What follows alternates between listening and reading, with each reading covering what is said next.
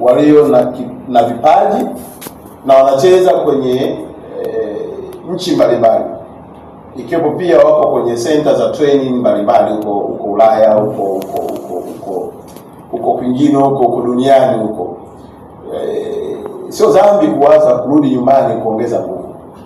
Tutamani tupate takwimu zao, tuweze kuona namna gani mwalimu huyu atakapokabidhiwa timu basi apate wigo mpana zaidi wa kuangalia vipaji vilivyoko ndani ya Tanzania, na vijana hawa wameenda kucheza katika nchi mbalimbali, wanafanya vizuri ili warudi. Kwa kweli shauku yetu kwamba kombe libaki.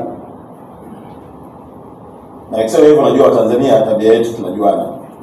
Yaani unangonga kimya yani.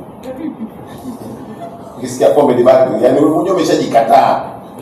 Unaona kama jambo haliwezekani. Basi mimi niwaambie tu, yule Mungu aliyetufanya tukaingia kwenye 16 bora ana uwezo pia wa kufanya tukaingia kwenye robo finali, tukaingia kwenye nusu finali, na hatimaye tukaingia kwenye finali. Na haya yote ni matakwa yake.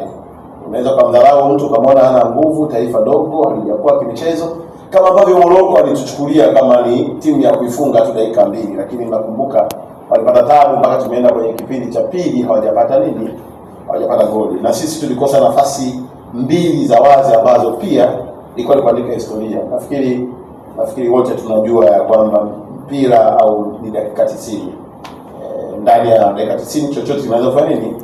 Kunaweza kutokea. Kwa hiyo naomba pia tufike kwenye hatua hiyo. Lakini mwisho yote nimalizie kwa kuomba Tanzania, tunapaswa tuunganishe na tujenge uzalendo wa kuipenda timu yetu ya taifa.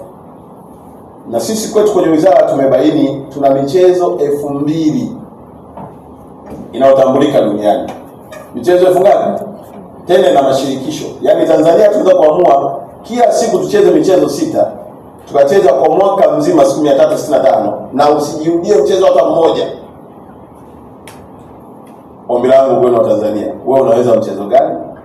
Na wizara iko tayari kushika mkono kutimiza ndoto aidha ya kwako au ya mtoto wako au ya ndugu yako kupitia kipaji ambacho Mwenyezi Mungu amempatia.